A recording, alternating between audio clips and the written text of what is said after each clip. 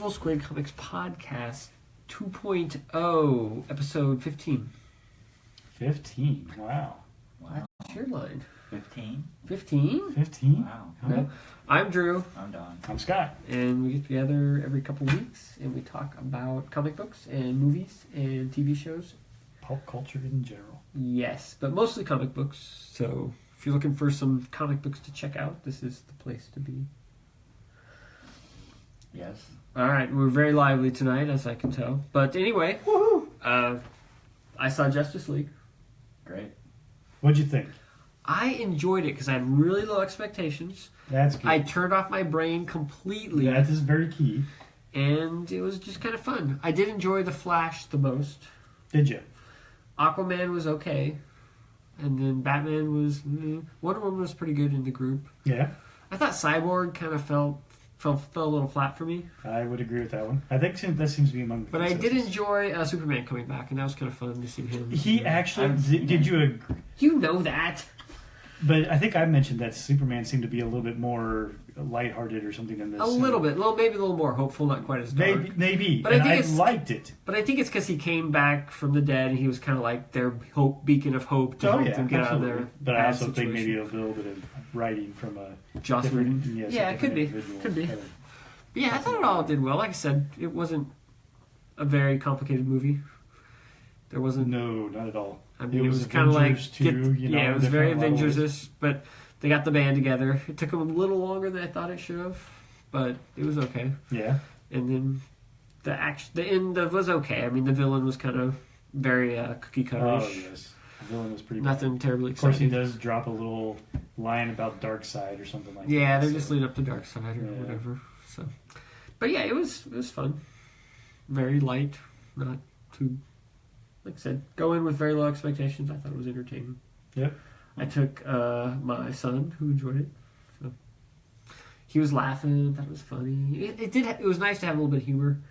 You know, and I thought Flash was one of the funnier guys. Maybe Aquaman had some good lines. Aquaman's got some good lines. They had some goofy things that I thought worked okay, like when Aquaman was sitting on the. I thought that was lasso. great I mean, it was stuff. kind of funny, I thought but it was I really mean, pretty good. you know, it was okay. But didn't that seem like classic Joss though? Yeah, that was very, very Joss. Yes. It was like straight out of the Avengers. It's like something that totally would have happened in an Avengers Mhm. movie, you know. And I would then agree. I heard a lot of people complaining about that they had like a bunch of like shots of Wonder Woman that were very kind of, you know, sort of objectifying or whatever, you know. I didn't really notice that much, so maybe I did just not feel that way, but I don't know. so I don't know. I think people are just oversensitive. But Could be. I don't know. I didn't notice that it was gratuitous or anything. Yeah, I didn't think so either. And the little Flash and Superman. Oh, at the end. Well, even at the Even end, in the movie, yeah, that's a little cool bit. too. It's kind Yeah, of, you so know, I a thought little it bit had of some kind of fun, light things yeah, like that. And Exactly. like I said, it's not anything great, but of all the DC movies, it was probably the most enjoyable since Man of Steel, I guess, which I kind of like but didn't love. It was probably better than that. It probably is the best DC movie in my opinion.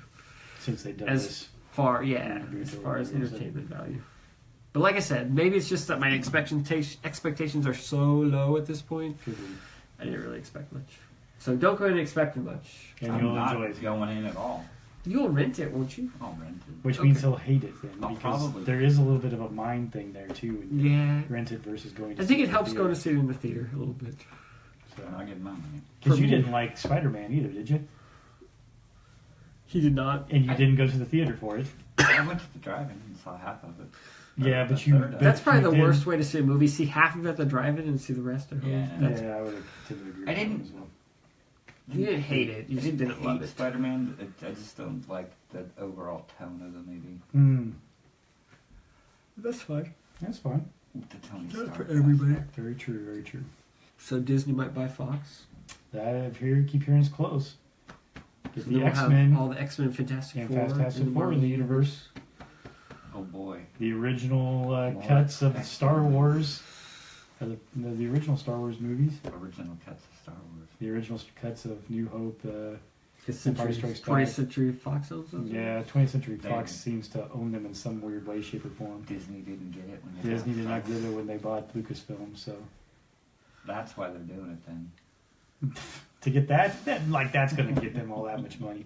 There's going to be a lot You of know, just diehards. re-release That'll it do in that. Oh, they Did you see definitely how will. much they say? Or they'll How much did they re-release pay them in for the it, theater. or how much? What are they talking about? It was like what, 60 billion? For Fox? Yeah. I have no I idea. think they're saying 60 billion. I'm like, 60 billion? What That do you is even get for huge. that? Yeah, Because they I know. bought what, Marvel for like 3 billion, and Yeah. Star Wars was like 6 billion. Was Suit 6? I was trying to remember that the other day. I didn't think it was quite yeah, that so I'm high. thinking, I thought it was 6. So I But think, they also got, it was basically Lucasfilm, because they also did Yeah. Indiana Jones with that. So. yeah, so they got Marvel for 3 billion. They got Lucasfilm with Indiana Jones and Star Wars for 6 6. billion, and they Wow. paid 6, and they were talking about paying 60 for Fox. I'm like, man, I think you got a much better deal for Marvel and Oh, Star absolutely. Wars. I mean, what does Fox even have that you even want? I know. That's what I can't understand. I mean, I guess Deadpool and Wolverine. I know, but that's not that much. And that stuff's not for mostly that- played out. Yeah, I No, know. Deadpool's not played out. Played out. Deadpool's warming up. It Okay, could be. It, But I mean, it's probably got a Played couple more out good. Yeah, because all the X-Men stuff's played out. Hugh Jackman's not going to play him anymore. But he said he would come back to possibly if They the did like a Avengers big there. crossover or Yeah, big something. crossover. He They said could do yeah. Bendis Avengers with Spider-Man and Wolverine and all Luke Cage. that jazz. So anyway, No, I got to think. I mean, obviously with their I just- Marvel it just purchase, seemed they're making hard. money hand over fist. Now they're in the profit there.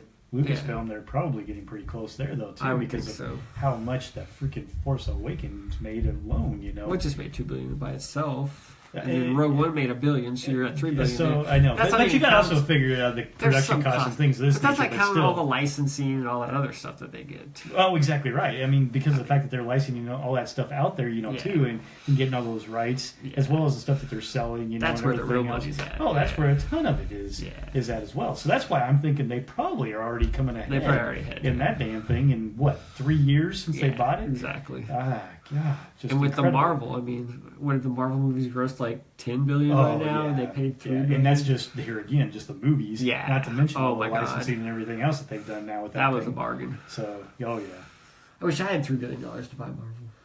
yeah. I'm surprised they even, because Marvel was kind of in trouble at that time too. I don't think they were in too much trouble then. They were in trouble in the 90s. Were they? In the early bounced back. 2000s. I think They were did. doing- They were bouncing back, and that's when Disney picked them up. But I mean, because, as it was starting to get on the first Iron Man, and wasn't the Avengers even out by the time Disney bought them? No, the first Iron Man was. That was pre-Disney. Yeah, first Iron Man was pre-Disney, and I thought maybe the Hulk was as well. And I think the second Iron Man, too. I don't think so. I didn't think they made it quite that far. I thought they did. Maybe they did though. I don't know. It doesn't matter. Point is, bargain. But yes, I don't see $60 billion for Fox being a bargain, but maybe they own a lot of stuff I'm not thinking of. well, Fox does have a huge amount. I mean, What do they- Avatar? I think is Fox Is it as well. Okay. Yeah. Yeah. So you got that area. I mean, probably all sorts of classics. I would assume. Oh, Alien, I guess, is Alien Fox is- Predator, right? Or is that Warner Brothers?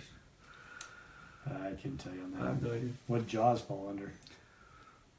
Is that in Paramount? I don't even know. Jaws is Universal, isn't it? Is it Universal? You're probably right. The Universal Studios. Because Universal has Jurassic Yeah, Park. yeah. and Universal does Jaws. have Jurassic Park. I don't know. Anyway, Do you see the new trailer for that one? I Jurassic didn't World watch or it. whatever? Huh. You're not missing much there. I don't know. I mean, It's not called Jurassic World. What's it called? Jurassic Universe? No, I'm just kidding. I can't I tell don't you. know. I don't even I remember what heard- it's called. I It keep was that forgetting to memorable. watch it, but I heard that they dropped a trailer for New Mutants. Yeah, it's been out for a while. Yeah, I think they did. Okay, so I'm at Justice League, and they're playing the trailers, right? And The Rock is on there. And it's some new movie. Jumanji. And I thought it's Jumanji because he's like in the jungle, but it's Oh. not Jumanji. Huh. And there's this ape. He's like a dude who like works with apes or whatever. And there's this ape. Okay, don't give it away. And there's ape, and the ape starts growing, and he's like, "What's happening?" I guess there's some genetic experiment making this ape grow, and the ape's like coming to, the ape is coming to like the city. You know, it's like a King Kong thing, and there's this big ape, and then they're like, "Oh, he's not the only animal," and there's like, "We have a giant wolf," and they show this giant like wolf like jumping through the city or whatever. I'm like, "What the hell?" And then they have like a giant crocodile or whatever too. I'm like, what? And then it shows me the title of the movie. Honey, I Shrunk the Kids. No, Rampage, based on the old Rampage arcade based off game. the arcade game. And I'm like, Yes. really? I I'm know. like, what? They made a movie based off. They made a movie off that arcade game, and this is it. Yeah. Oh Yeah, yeah, and that's- it looks like a train wreck too. But I don't know. It's got The Rock in it, so I'm sure it's gonna make some money. But, It's like the direct from the creators of San Andreas. Like, oh yeah, like, wow, this is gonna be bad. yeah, Have you guys seen the Belko experiment? yes. I haven't seen it. Looked alright. Is that? It's James Gunn. It's James Gunn. Yes, it is. Yeah, Written and it's and also like distributed by Orion. Could be. I've seen Orion since like the 80s. I didn't know Yeah. that thing was still around. Well, Belko Experiment's pretty old, isn't it? No, It's fairly not new. that 2 old. years. I mean, It's yeah, James you're- Gunn. It is James Gunn. It was one of them that he did after Guardians. Actually, was it? Okay, yeah. He it's- may have actually filmed that one before. I don't know. It's hard to tell. it's like 2 years. But it 2 didn't get years old. released until after the Guardians. So the first Guardians. That was a kind of interesting movie. Was it about? Yeah, it's was it fine. a true story? Oh gosh, no. Okay. Gosh, no. Well, I hope not. No, it's basically a movie about an experiment of trying to see what people will do in order to survive, type thing. Okay. So like they it plant these reminded bombs me in a of bunch of people, Saw. and they basically say, okay, you must kill, 5 of your friends within the next 30 minutes, or we're going to kill 10 of you, type thing. And so it's the It's a the business- crap What was that goes famous over experiment So- they did at like Harvard or Stanford or somewhere where they had like people like seeing how far they would follow like orders and what they would do, kind of like a Nazi type of thing. Do you remember that? Mhm. Yeah. No. Okay.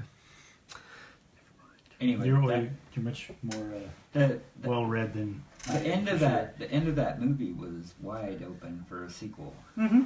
So I can't wait for Belko Experiment 2. Yeah, for what it was, yeah. For what it was, I'm not much of a horror movie fan though anymore either. I only like the funny, I don't even know if gratuitous you over the would top really things. call that horror though. It's more of a I do. I call it horror or the torture Thriller. or porn or whatever the hell you want to call it in that way. Yeah, I guess. Falling into that Saw yeah. realm of things, and I'm not a huge fan of that type of stuff. But that's just me. I mean, that genre of type stuff. I know. I've watched them, but I thought it was better than Wonder Woman. to each their own. So, What wasn't, Don? yeah. And we talked about the trailer for the next Avengers, right? Infinity War. I think we talked about that Yeah. last time. Okay. Didn't know if you guys had seen that one. Okay, there was a 2015 film called The Stanford Prison Experiment, which was based on the actual real-life experiment of the Stanford Prison Experiment. I think that's what I was thinking when you said Belko Experiment. Good thing. Because I wanted to see that movie because it looked really interesting. Because I always thought that was an interesting experiment. Star Wars. All of us are wearing Star Wars shirts today. Wow, Isn't that kind that's of amazing. wild? Because Star So- Wars is coming out. Coming out tomorrow. Last Jedi. Rotten Tomato reviews are like the best, 94. type of. I read a Star couple of Wars early film? reviews that said it wasn't that great, but then it seemed like majority of them say it's like almost as good as Empire. It's the next. The only thing I saw was it's the best Star Wars movie ever. No, seriously. Of course. Well, like they say on that. well, like on CNN, I was on there and it was like, it falls a little flat or comes short of expectations or something. Like, oh, and then I look on Rotten Tomatoes, it's like 93, and I'm like, well, sometimes you can't always trust the percentage on Rotten Tomatoes Yeah. because it's based on positive. Well, it could be an okay movie that just everybody thought was like a 7. Yeah. You know what I mean? It would still be like 95% if it got majority of 7s or whatever. But then I looked at the Metacritic score and it was like in the 80s. I'm like, well, that's actually pretty high for Did you say the Metacritic. Metacritic? Metacritic. Metacritic. Metacritic. Scale? Metacritic. They actually give it a rating based on everybody's score, but then there weren't Right. that many scores in yet, so Probably it wasn't. not yet, yeah. But More and more. coming sometimes all the Rotten time. Tomatoes will post like an average score, which is almost a better indicator of how good it is. But Yeah. I didn't see that on there. You usually have to go to like the desktop Who- website. Who Website. cares? It's Star Wars. It's Star gonna Wars. be It's freaking gonna awesome. get there. Yeah, I'm Episode just 1 curious. came out. But You I'm lost but your I'm shit. but I'm still I liked curious about. episode 1. I know. That's what I'm saying. And it's not that good of a movie. And it but doesn't- we It's all not a very lost good our, movie. Yeah. We But I all really lost liked our it. minds when it came And out. quite honestly, Force Awakens, I really enjoyed when it first came out, and it doesn't really hold up all that well either. Yeah, So- when you go back and watch it, it falls a little flat. I mean, the acting is still great in the Force Acting is Awakens. good. The effects are very good. I Yes, watched it recently. I thought it was still good. it's still an enjoyable one, but it's still I don't know. You know what doesn't hold up that well? They're not very good. Rogue One. No, It doesn't. I would agree with that. I only seen that twice. It's just And- kind of dry. There's just not much. Well, there. that middle part somewhere drags or something like drags. that. There's just not much going on. The end is great. The beginning moves pretty fast, but then after she's kind of out there trying to make that following to connect. Even the dots part or where whatever. where she's in the whatever that city, the Jeddah or whatever. Yeah. That's kind and kind of getting the Try group, to- and getting the band together almost. that part's not super exciting. And I then the don't know. middle's kind of. I mean, the whole thing where her dad and they're like on the ridge with That's the where I sniper. thought. That's kind of yeah. like. I thought, what the hell is this all about? I mean, it really it just. that was a little. I don't know. It's okay. I mean, It it's is well okay. done. It's a well Yeah. done movie. It's just there's just not much there, Yeah. in my opinion. Huh. But episode 1 is awesome. That lightsaber battle was. Oh yeah, that's. I was the watching some best- YouTube videos of like the It's the best lightsaber. of the battle. production Oh, of God, episode yeah. 1. It was like what went wrong. It was showing like all their reactions when they first screened it for the first time, and George Lucas was like, "Yeah, I may have gone too far." Because I said the biggest problem with that movie is the way that all the end of it is cut. You know, and some guys explain it really well. He's like, "Well, you've got like 4 different things that you're intersplicing, and they all have different emotional things. Like one is like a." You know, is like I mean, you have all these different emotions. Like one is like joyous, another one is sad, you know, and then it cuts to this thing where it's like, and it's like, you just can't jerk people, you know, Around feel so sad, feel happy, feel excited. You know, I mean, you just can't do that in such an intercut way. People's brains just don't work like that. And so Yeah.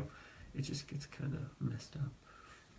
So, I believe that. Anyway. Although he tried to do that with it, or he did it similar in Return of the Jedi. yeah, I felt like, but Little it bit. came off It's a a little- bit better. a little bit better But I think that somehow. a lot of that was so much that it was so suspenseful. A lot of Yeah. feelings there, correct. and you had built your characters all up to this point Correct. that you could keep carrying all the suspense through, Yeah. and yet still even have this dark and jury type of thing going on as well with the whole Emperor and Luke showdown. But it was all what you kind of were building up to. So. Yeah. Whereas, you know, in episode 1, you just are learning these characters and whatever else, and then you're flashing this stuff all around. But you are right; it tends to almost even try to have more of a comedic tone in some areas, and more of a darker, suspenseful tone in others. Whereas it seemed like in Return of the Jedi, it was all these battles going on at once that was very suspenseful and, Yeah. and going yeah. on. So yeah, I could see some of that. I don't think Jake Lloyd's a very good actor.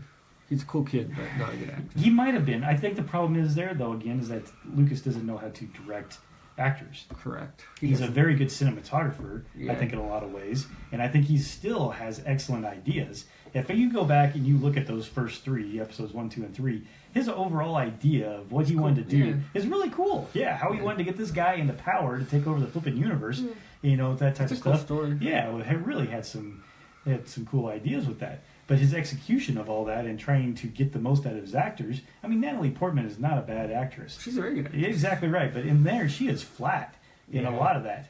You know, Yeah. I don't necessarily think that Hayden Christensen. is all that bad either. In some of the other stuff that I've seen him in, he's still Yeah. not great by He's any not means. In great. anything But- else? A couple A things. couple of things. He was in some dramatic type thing, and another in Jumper and some other stuff. Yeah. But He's not a great actor either. but he's not a fantastic actor. But in those, he's really bad. I, I felt think like. Ewan McGregor's a really good actor, and he just didn't have much And, material. Yeah, But then Liam Neeson did a pretty good job with Qui-Gon, I Oh, thought. Liam did great. And So- honestly, Ewan McGregor, you could tell him I felt like maturing throughout because I thought he kept getting better as Yeah. each movie went on too, Correct. and, yeah. and getting more comfortable with that role. But yeah, it's So, yeah. but, Oh well, but yeah. So, but anyway, Last Jedi looks like it. gonna be is what good. goes. You know what's funny is everybody when the first thing, the title came out of it and said, "Ooh, the Last Jedi. Who's the Last Jedi?" You know, some of these people are watching. I'm watching The Force Awakens earlier this week. Okay, because I'm like going to watch it before I'm going to see the next one. In the damn opening scroll to The Force Awakens, it says something about everybody looking for Luke Skywalker, comma, the Last Jedi, comma, and blah, blah, blah, blah. Did you catch that too or something? No, I didn't. I'm just sitting here going, oh my gosh. But They- Luke's the last They Jedi. told us that Yeah. long ago, you know? People are here like overthinking it. Exactly right. So, Yeah. Hmm. Let's see. All right, let's do some comics. Who wants to go first? Not me. All right, Scott. woohoo. Oh, Should I start with- Did you want to read these? Yeah, Did you already read them? I read them years ago. Did you? I read, well, should I like open up, I guess? No, or no, no, no, no. Type thing. Yeah, sit in the bag. Woohoo! The Infinity Gauntlet. And I guess there's like... Does he bag multiple things in his... And this guy did. That's crazy. Well, that's because of the fact that he's called these ones his reading ones. Oh, or his whatever reading else. ones. Oh, wow. You know, type things. Some A friend of mine from discounts work. So he's a big comic geek. So Those are his reading copies? so these are his reading copies. He's actually said that he won them in a HeroClix So he has tournament. other... So copies? I don't know of this in particular. If you have a but reader copy done, you must have a non-reader copy. Maybe, Otherwise maybe you not, wouldn't have a but- reader copy. he didn't exactly say these were like his mint copies or anything else of that nature. But anyway, Try to keep up. so, but it's Infinity Gauntlet. There's 6 issues. Pretty much, it came out in 91, but it's got a very 80s art style It's George in there. Perez. So, It's timeless. I know nothing. So, He's very 70s, 80s. I would assume so, especially as you look there and you. So is this the one where it starts out, he wipes out half Throughout, the you know, universe? everything. I mean, but the art is fantastic. I definitely have to say that. But it's definitely, you can tell, have that Which one older did Ron feel. Lim take over And- halfway through? Was and- that Infinity War or was that this one? Who? Well, didn't it change artists halfway through? I don't believe so. It Let me sure see. felt like it was the same one, but I mean, it wouldn't be surprising because I wouldn't notice. I wouldn't notice I it want to either. go back and read George Perez is still drawing this one, and this Okay. is 4. So, but yeah, no, the art though is still really great. You know, type stuff. But yeah, this essentially this takes place at where this starts, and he's got Thanos has the Cloak and Infinity Dagger. Gauntlet. Yes, Cloak and Dagger. Yeah, and it he says has Ron Lim and George Perez. Pencils. yeah, I seen George Perez. That's what I said. George Perez. Yeah, that's what he said, George Perez. And halfway through, Ron Lim takes over. Is that what happens? Yeah. Because George Perez couldn't keep his schedule. Couldn't keep a schedule. So that one's probably all Ron Lim. Is that 5? This is 5. It's all Ron Lim, right? It is. Yeah. Wow, look at your memory.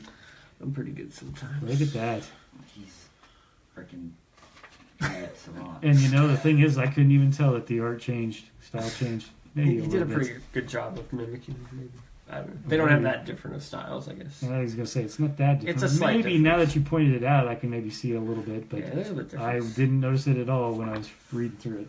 Well, it's funny because Ron Lim was doing Silver Surfer at the time, and that's where Thanos actually came back, like in the Silver Surfer book, Uh huh. and it kind of led into this book. And so Ron Lim was doing the art for that, and then they gave George Perez the Infinity Gauntlet series because he's kind of like more of a superstar, and then he couldn't keep up with the schedule, and so they had Oh, Ron Lim and come in it and doesn't take surprise me with the damn amount of detail. And Yeah, crap there's a they lot of put into characters things. to draw. That's gotta be And hard there's a on an lot of artist. characters. You know, yeah, and that's the other thing about this. I mean, it's very dense. It seemed like, you know, I mean, there's a lot of words, a lot of art, you know, all over the place. I mean, some really small panels going on. Here's the problem though with it too. The first 3 issues are nothing but like huge setup. Yeah. You know, it's almost like teasing with you. You know, you're right. In the first one, I believe, actually, the first one is all talk about Thanos getting this freaking gauntlet and wanting to please death, you know, and all this crap. And the Silver Surfer coming down to the Earth and going, "Oh my God, it's so horrible!" You know, whatever. Telling Doctor Strange, everybody else going on their merry way and things of this nature. It does that the whole first issue until the very end, where Thanos snaps his fingers to wipe out half of The existence. universe. Yeah. But you're not entirely sure what happened, you know, necessarily Yeah. after that.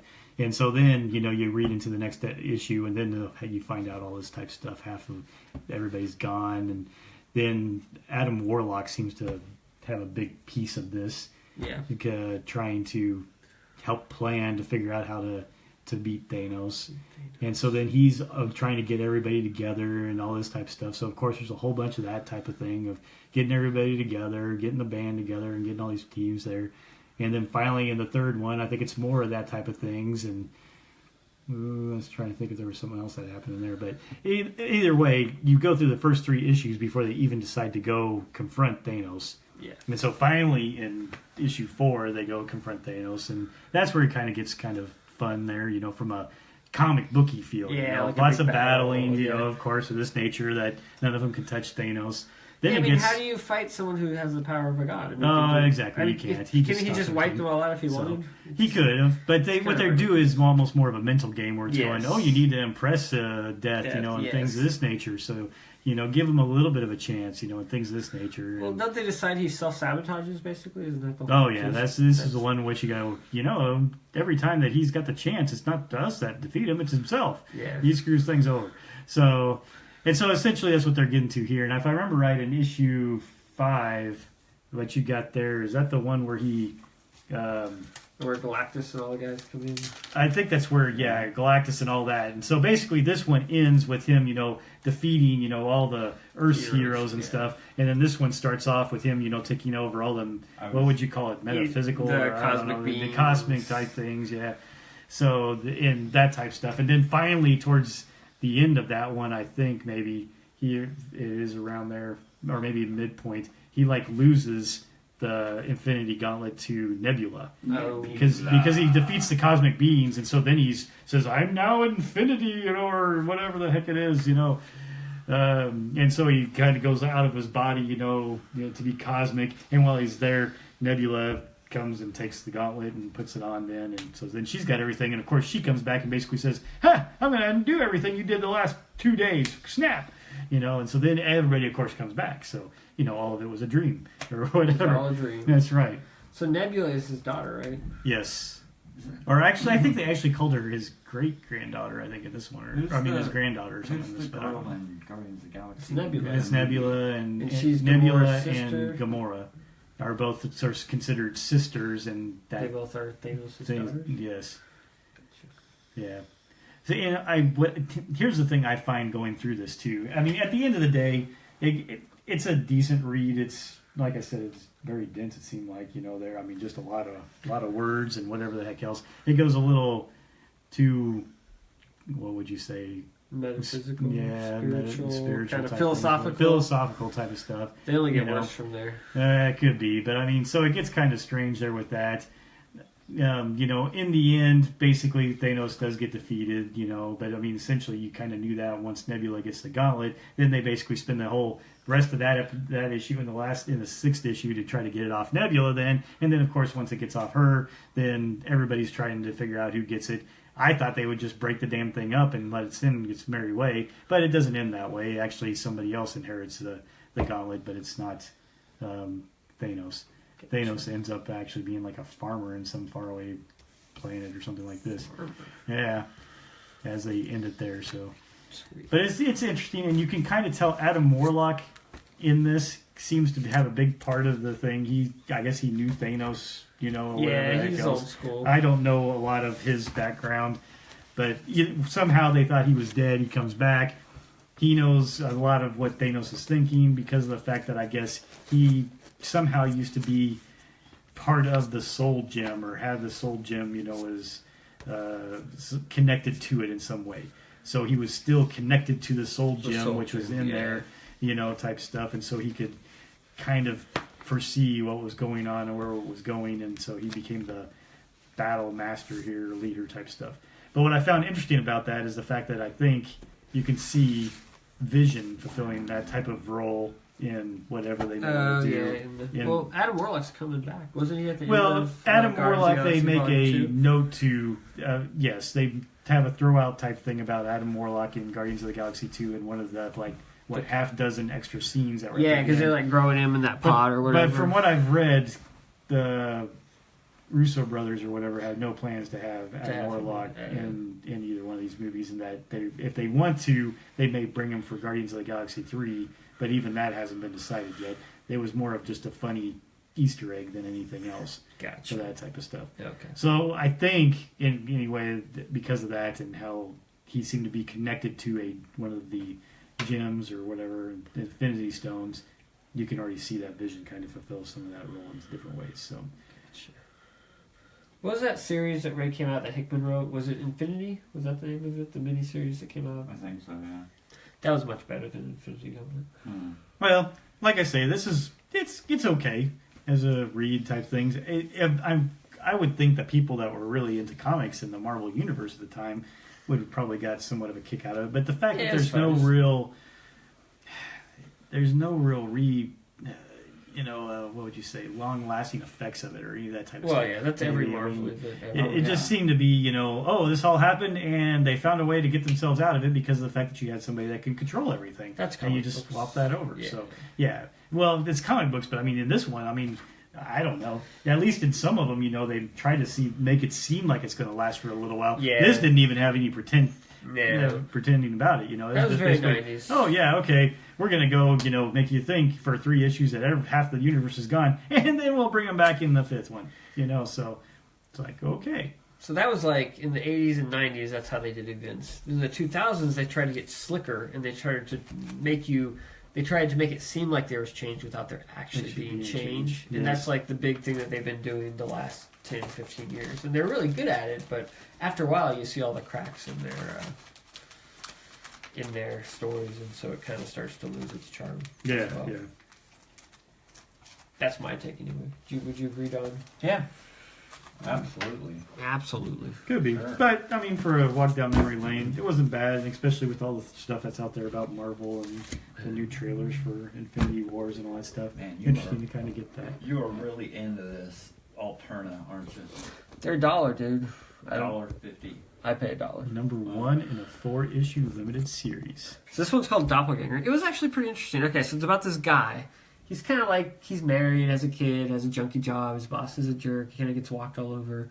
So he's kind of like a slug or a loser or whatever, but he's doing all right.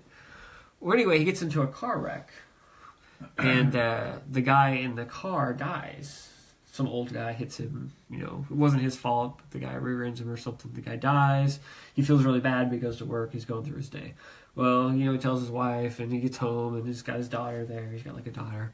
And, you know, they're putting her to bed. He's like, okay, I'm going to go out walking or whatever. So he's out walking. All of a sudden, this guy comes up to him and says who looks just like him, and says, yeah, I'm here to take over your life. That guy you hit, I was his doppelganger, but he died, so I had to pick another one. So I picked you, because if I didn't pick one, I would die. So I picked you. So you have like a day to live, because I'm going to beat the crap out of you and take over your life, type of thing. So this doppelganger appears, and he's trying to kill him, and tells him to, you know, you got 24 hours that I'm going to kill you and take over, so do whatever you want, type of thing. So, anyway, it's kind of an interesting premise. Kind of interesting. But anyway, this guy, he's kind of like the guy who never sticks up for himself, you know? So I assume the story's going to go, he's going to, like, have to find his inner strength and fight back this doppelganger. Because right now, Really, I the figure guy's he's going to get kinda killed. pushing and him it's gonna be around. about what this doppelganger does in his life. No, I think that's No? the way. No, I think Okay. it's going the other way. But anyway, it was pretty interesting. The art is pretty decent. I mean, it's not bad. It's definitely passable, good storytelling. Nothing. You can advertise in our comics. You can. But yeah, I mean, it's not bad. But yeah, he's walking the dog, and his doppelganger pops up. Kind of thing. So yeah, not bad. So, anyway.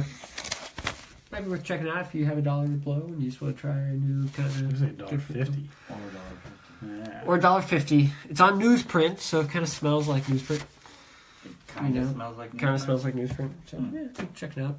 I'm gonna do a couple quick ones since I Sure. have a lot. All right, and you guys You only got have a a lot? couple each. I have I got Two? one other thing. Three? So. maybe 3. All right. 2. Elephant Man number 79. Wow. This is going to 80, so this is the second to last issue of the series. Can't believe there's been 79 issues of that. Right? Did it jump at some point? Like just change its numbering or something? Nope. Really? There's Yep. been a full 79 Yeah, issues. full of that? 79. Well, haven't they been doing this like over 10 years? Yeah, or it's been a something? while. Gotta be. Feels like 20. Well, it hasn't been quite that long. But anyway, it's pretty good. It's basically, for those people who know what Elephant Men is, Mappo was the people who, like, invented Elephant Men. There's this one guy, I can't remember his name, but he's the one who's, like, the mastermind between them. And so, You've been reading it for 78 issues and you can't remember the guy's name? correct. Well, this is Hit Well, Flash. probably because the 78. I probably can't came out remember a this year ago. guy's. No, they come out pretty frequently. But anyway, it's basically the whole issue is just him confronting this guy and talking to him. Axel Madeline is the guy's name. Okay. He's pretty good. But anyway, so it was Has he always been doing it? No. no, they've jumped artists. Have a they little jumped here and artists? there. Yeah, I think Moritat did a bunch of them, the early ones, and then Axel took over at some point. He's been doing it for a while, but it was a good issue. Like I said, it's kind of seems like they're trying to wrap it up. So, Elephant Man, obviously, it's about confronting your past and your humanity and trying to figure out if you have a soul. It's kind of like very philosophical in a way. And so this issue is basically just him talking to the guy who created him, who's kind of a total jerk and an evil person, and they're just kind of having a conversation through most of the issue, which sounds really boring, but it was actually pretty interesting. I actually enjoyed it. It really drew me in. That sounds And kind of weird engaged for me. a penultimate issue. Well, they're trying to kind of Right before the last wrap up one. the no kidding. themes and kind of bring it all full circle or tie it up or whatever. So, anyway, not an action-packed book or anything, but it was pretty good. I enjoyed it. Elfenman's an interesting book. I mean, it's got a lot going on. I feel like it's very dense, and there's like this very expansive world, and they're kind of exploring it in a very kind of roundabout, slow way. They're not just kind of laying it out. You kind of have to really, Art Take really your is time. good. I know from the one graphic novel or whatever you let me collected issues or whatever you let me read it. Yeah, that was the worst thing about it. Was it just seemed like It jumps around a lot. it was jumping around all over the place. There's a lot of characters, and it doesn't seem real focused. It's not like a book like Walking Dead or something where the story is very focused, and Right. and you get resolution, and it's like then it moves on to the next thing. There's really never any kind Yeah. of resolution. I did read Chasing Hitler finally.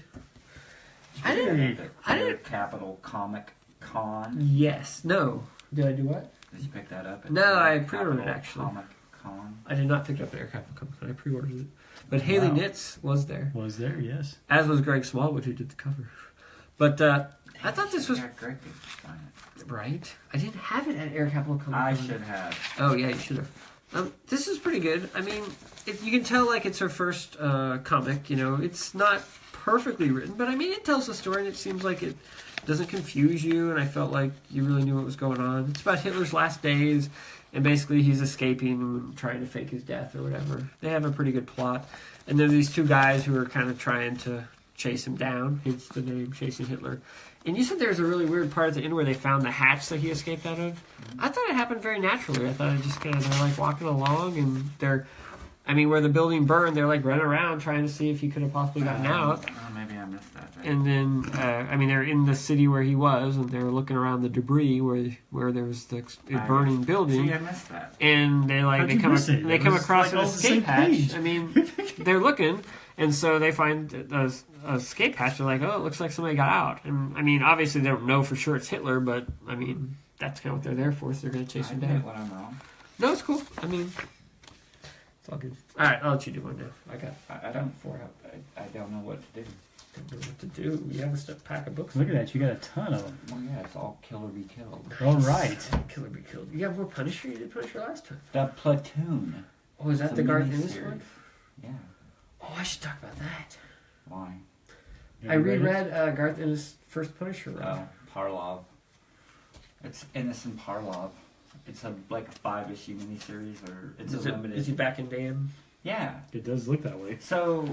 So, it's not really a hard to tell. Punisher because he's in. Ooh. Yeah. Look at those skulls. Yeah, I know it. Okay, so So originally, the Punisher's origin was in Vietnam. What? But then when they Spoiler. when they did the movies, didn't they change it to where he's in Afghanistan to update it?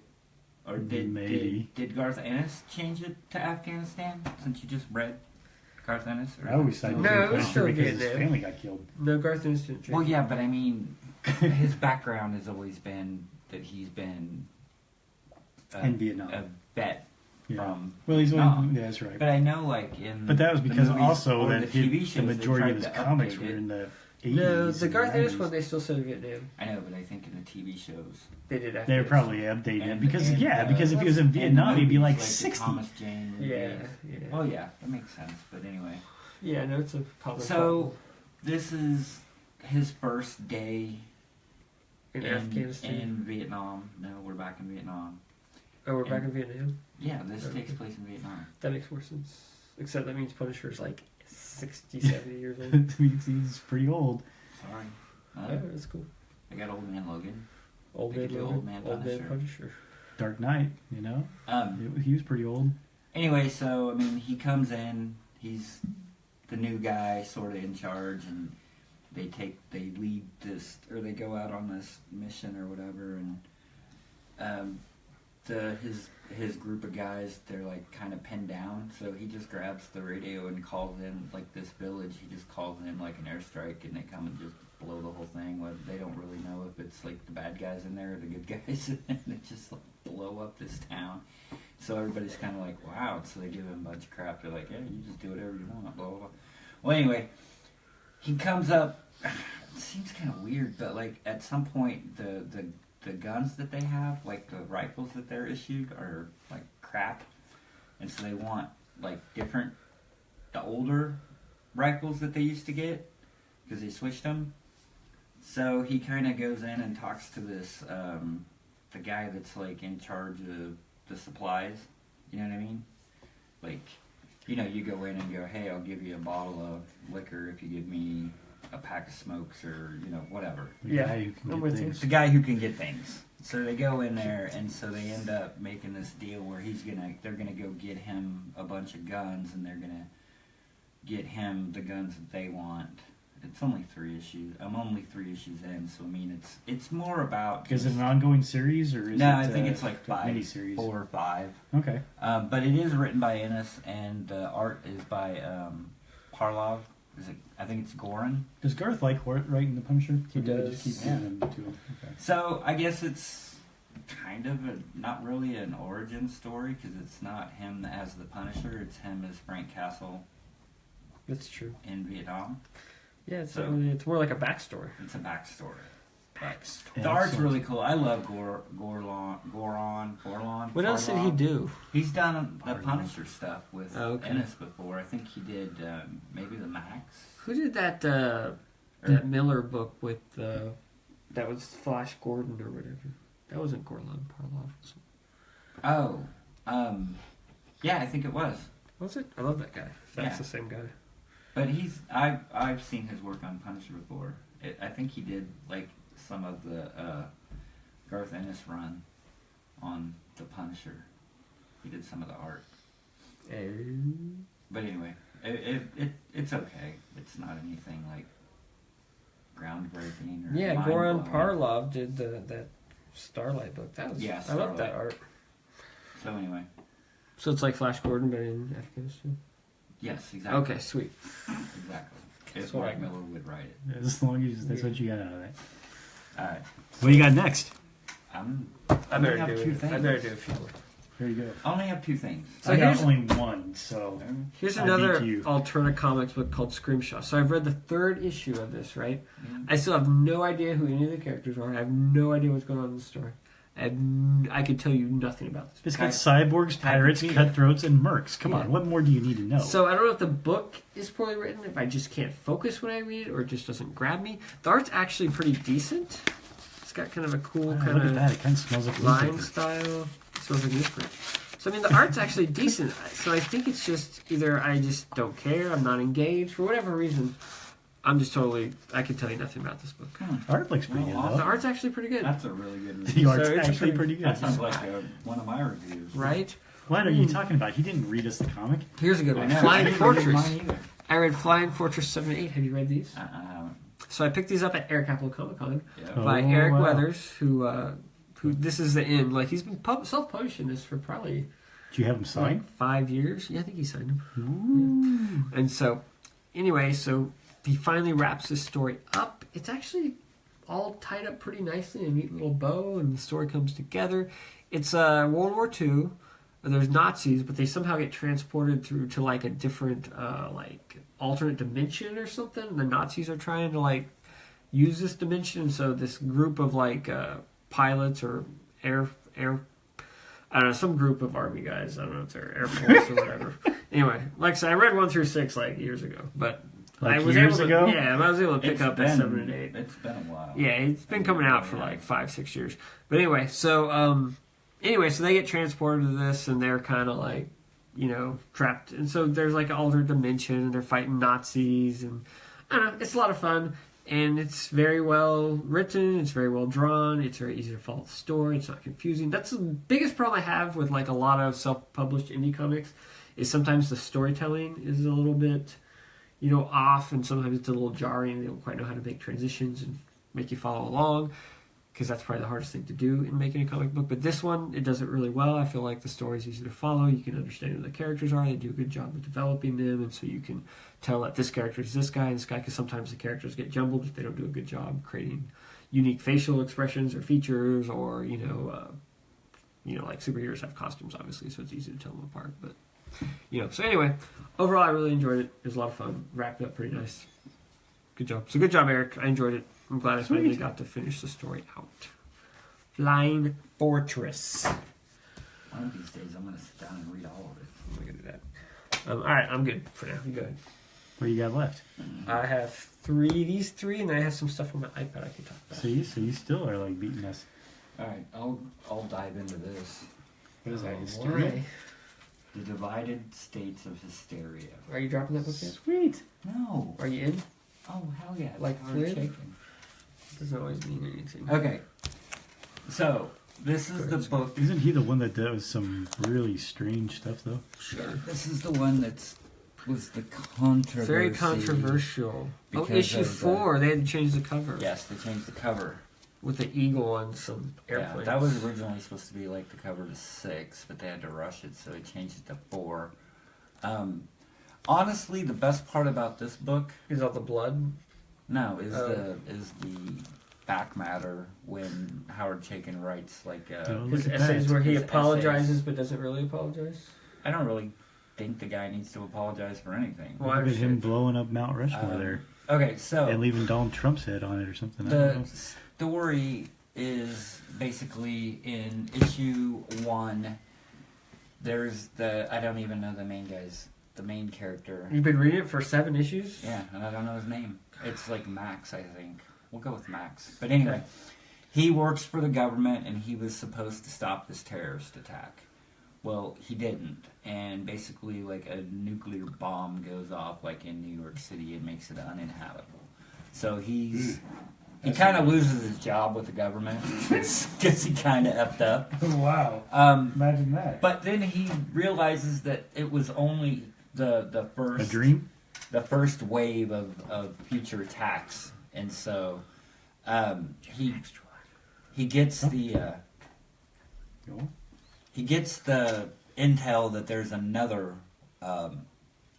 It goes deeper, Yeah, of and course. so he goes back to the government, and they're like, "Okay, well, you screwed up, but we're gonna go ahead and let you work for us again and try to find this out. But if you screw this one up, you're really going to be in trouble." It's made me bottle opener.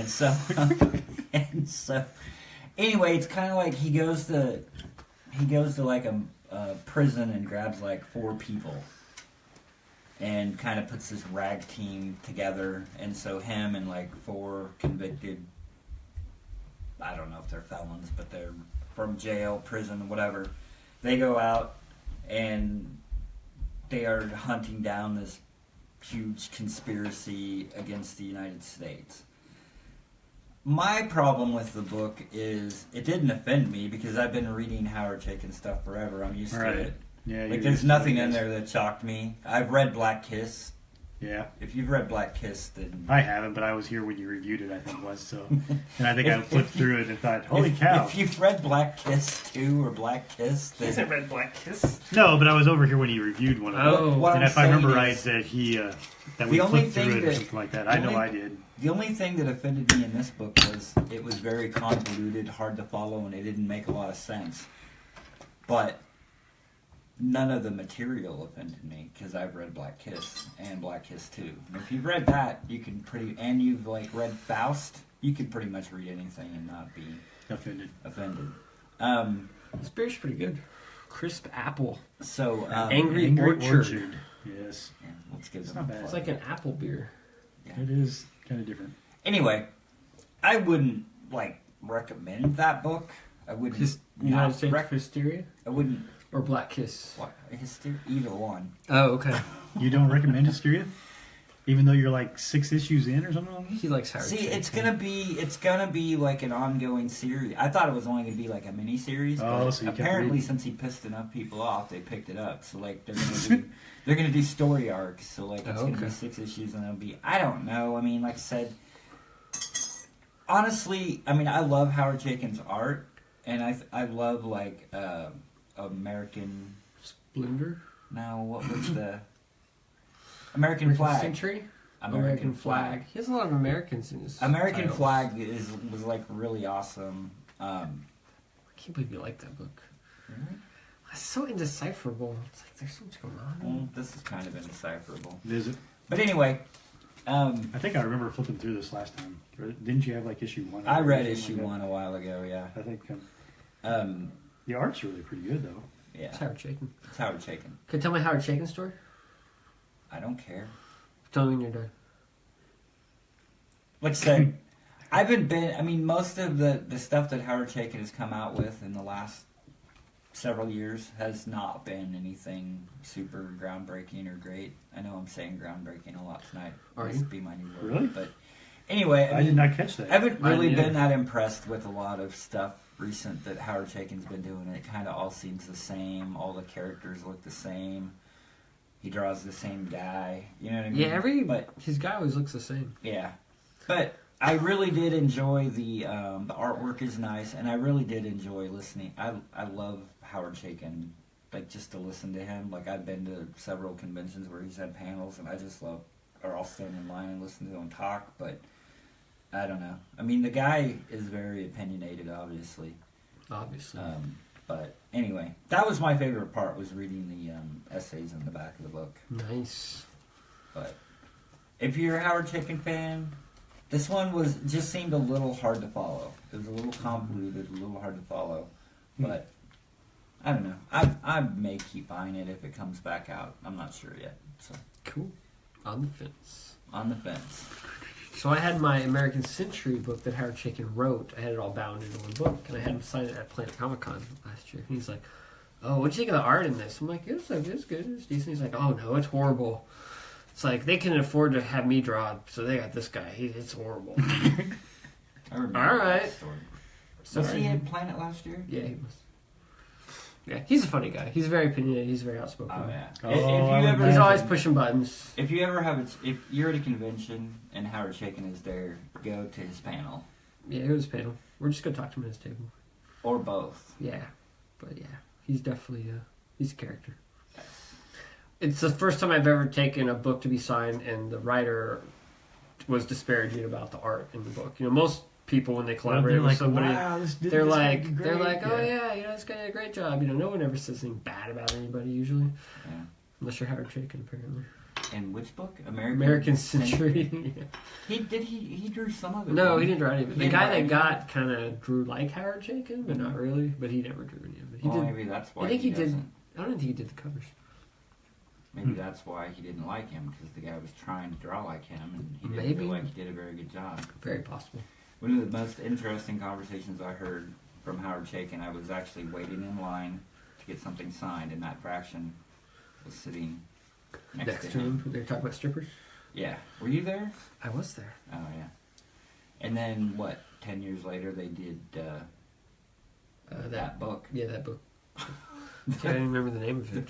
Was Howard Satellite Chaykin? Sam. Yeah. That was Howard Chaykin on the art, and Matt Yeah, Fraction Matt writing. Fraction. Yeah. Yeah. So I think that book came out of that conversation. Is it Probably. about strippers? Probably privy.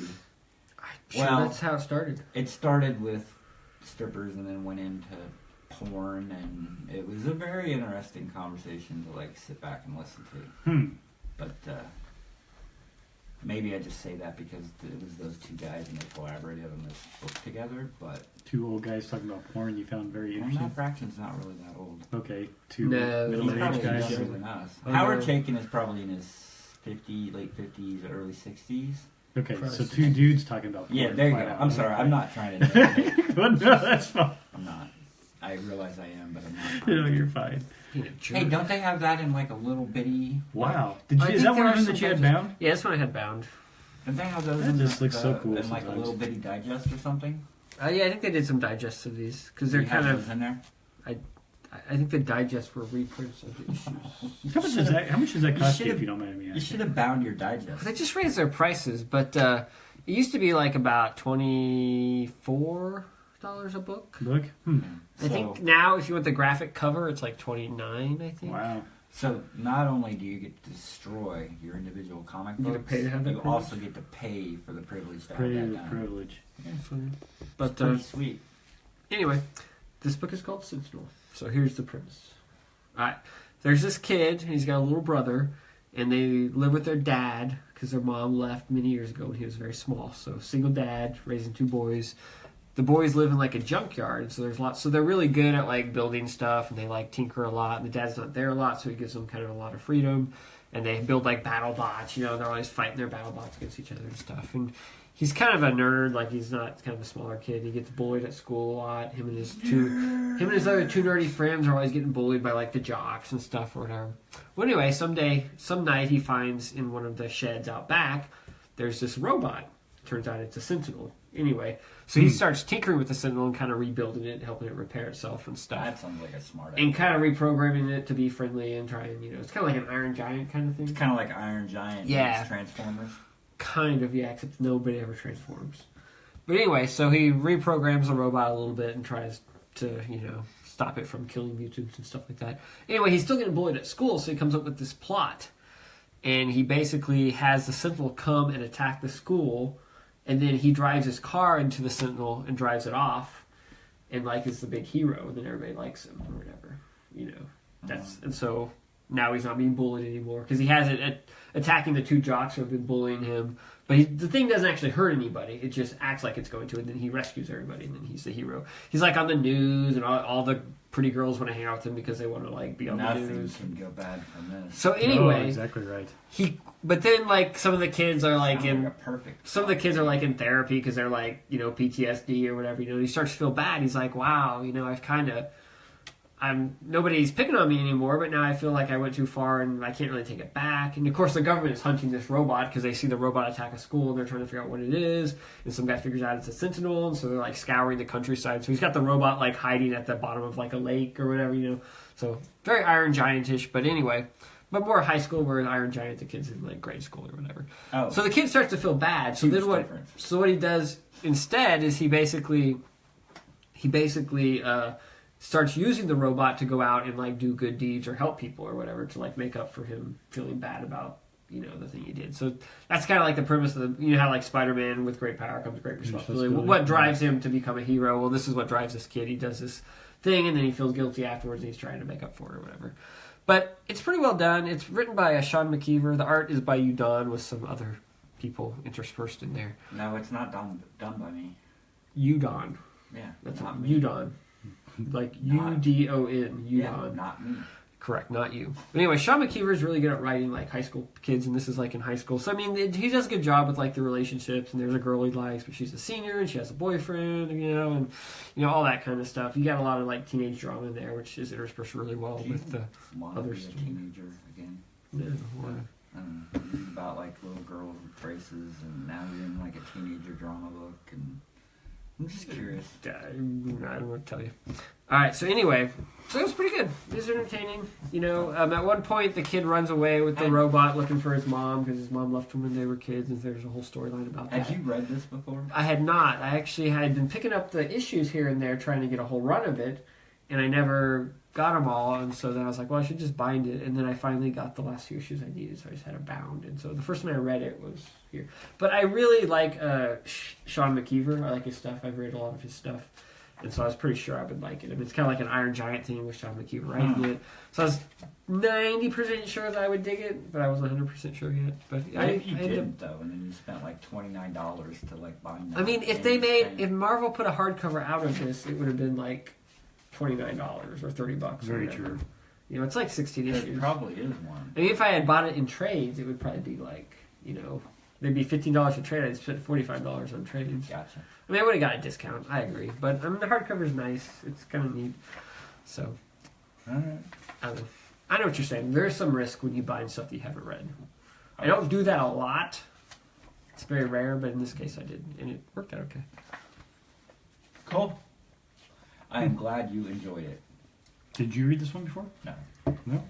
It's pretty good. You should check it out. Not your type. You don't like Sentinel, Iron Giant type stuff? Not. Did you like Iron Giant? It was alright. No. It was a cartoon movie. It was. Yes. It's different. It's going to be in Ready Player One. Oh, is it? I don't know. It sure looks like it there a little bit. Yeah. Huh? Looks that way in the trailer, but cool. Battle Pug? Yeah. Hey, you sound Scott looked at excited. me weird when I gave this. I did. I probably looked at him weird when he handed it to me, and I was like, really? Battle Pug? Why are you giving me Battle Where Pug? is this? Whatever. But honestly, and so maybe that was the thing. My expectations possibly could have been a little low on this one, but I also seen, it's what, 5 volumes, but each volume looks to be fairly short. What are they, like 80 you know? pages? 100 Hell, I don't even know. It's not like I count them. But Whatever they are, they're pure enjoyment. it is. It is great. I really enjoyed it. I really enjoyed it. Really, you should try. You should try out that. I have like the first one. Do you? Maybe Really? 2. The art I here. picked it up It's all from- Mike Norton. He Yeah. writes and draws it. Yeah, the art I really enjoyed it. It's got kind of a, I mean, it's I would almost say a bit of a cartoony feel, but Yeah. I don't know. It's pretty Hey, unique. it's Dalsim.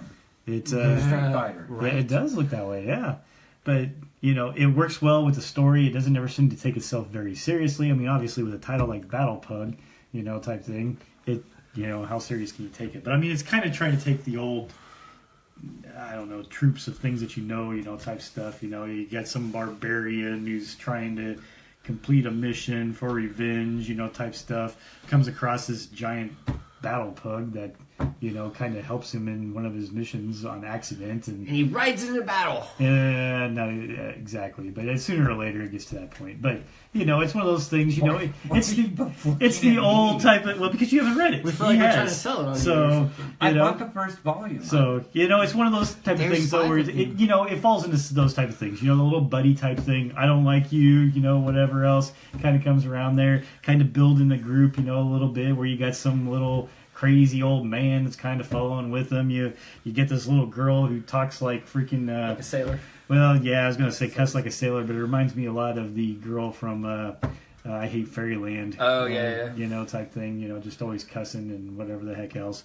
But I also find it amusing how they always block out, all her stuff, that she's cussing, on there, just putting a line, type things through this. Correct. But she does cuss all the time. And then you have, of course, this is the last one, so I probably shouldn't flip too much through there, but I bought type stuff. But, I bought volume 1 from Mike Norton. Did you? At C2E2. Really? Yeah. But yeah, it's getting a gang together. They're trying to go defeat the evil, of this land, this type of stuff. The barbarian guy wants revenge on him for, taking out his entire It's on my tribe. list of stuff to read.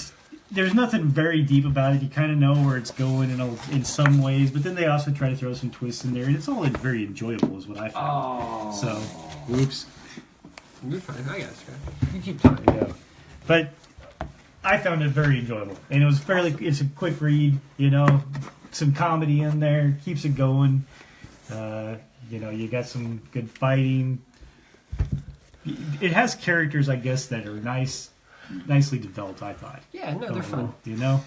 At least from something which you're not taking real seriously either. Sure. So.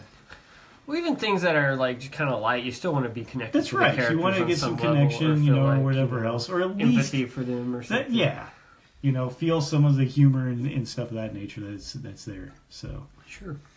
Absolutely.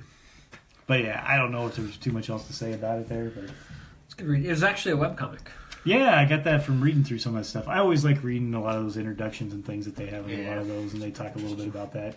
So fun read, Cool. I'm glad nothing you too much enjoyed it. there, but yeah, something in which I was like, I don't know if I really am going to care much for this, but at least it's short enough, it won't take too long, and I really enjoyed it. And yeah, once you started on it, then it was actually hard to put down, which is always a good sign. Yes. I read my Concrete Bound Omnibus. Holy crap. Are you familiar with Concrete? Oh, I know of it because I think you had talked about it once before. Somebody Really? had. I thought, but Interesting. that's about it. Maybe. So Concrete is the story of Ron. I want to say Lithgow. Is that right, or is that a real person? Well, there is that one person actor. Yeah. So I think that's not That's right. John. John Lithgow. I think Yeah. this is Ron Lithgow. That could be. But anyway, story of Ron. He is concrete. So basically, what happened? He was kidnapped by aliens and put in this concrete body. Kind of looks like a thing. Yes. And so basically it's the stories about him. He's kind of become sort of a celebrity. And it's written by and drawn by Paul Chadwick. Maybe you can't see that. Chadwick. Anyway, Paul Chadwick. And he did it started in Dark Horse Presents back in the 80s. He had some short stories. And then it went into like a 10-issue series. None of that's in here because I had that in trades. But then he started putting out miniseries, and so this is all the little miniseries that he put out after that. So anyway, there's about a few different ones. So Ron basically lives in like a warehouse, and he has like an assistant who kind of like writes for him because he can't really type very well with his fingers, and he does all sorts of other stuff with him too. And then he has like a scientist lady who's kind of like he has kind of a crush on, but obviously he's made of concrete, so nothing's really going on there. But anyway, and then she's kind of studying him to try and figure out, how his body works and all that kind of stuff, or whatever, for like science or whatever. So he has like two kind of supporting characters who are kind of like always hanging around with him. So one of the stories is called, the first one is called Fragile Creature. It's all about him being on a set of a movie, because I guess Paul Chadwick, who wrote it, he spent some time working on like a movie, and so he took all that stuff and he kind of turned that into like a story. So they basically hire Concrete to be like a guy to do special effects, because rather than spending lots of money on like a crane and stuff to like throw cars around, they get Concrete to just throw them around for like much cheaper than they would hire like, build like machinery to like do the stunts and stuff. So that's the premise of that story. It's kind of interesting. It was probably the weakest of them. The second one is called Killer Smile. It's basically his assistant gets kidnapped by these like guys at like a gas station. It's kind of like a hostage on the run type of situation thing. It's mildly interesting. Now, Paul Chadwick, he's very much a progressive as far as politically goes, so he's very interested in like different like political issues. And so this third series is called Think Like a Mountain. And so it's about him getting involved with what's the name? There's a group of them. But anyway, they're basically like people who are trying to save like forests and stuff. They like spike trees and like do all sorts of activism. Yeah, those people. But there's a whole... Anyway, so it's all about you go him. Tree huggers, It's I all go about environmentalists. It's all about him getting involved with them and trying to help them, save the forest and stuff like that. And then the next one is about him. Strange Armor. It's like a retelling. It's a 5 issues. It's a retelling of his origin, basically how he got kidnapped and how he became, a celebrity. Kind of like his first early years that they never really touched on before. Because the story when it first started kind of started in the middle. He was already Concrete. This goes back and kind of tells all the backstory to how he originally met the people and stuff, which seems like it'd be weird because it's like an origin story, but it's actually fleshed out and it's kind of interesting.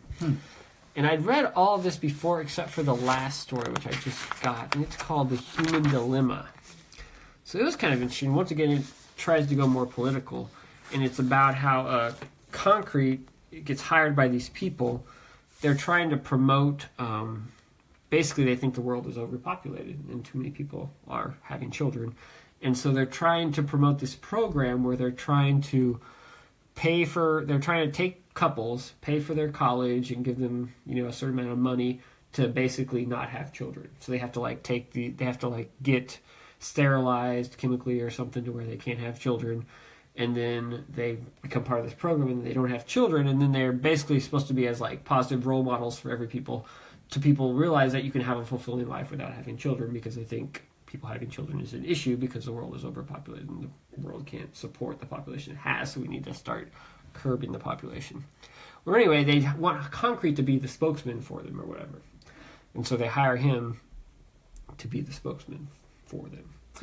And at the same time, him and his assistant lady, the scientist who studies him, they actually sort of become romantically involved.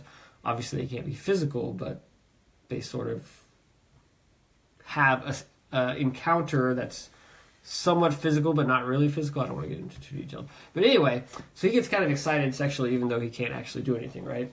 So anyway, what happens is while he's doing this thing about not having children, he keeps having this really bad back pain, and his back keeps getting more and more painful, and there's like a big bulge in his back, and it's hurting really bad. Turns out he's pregnant.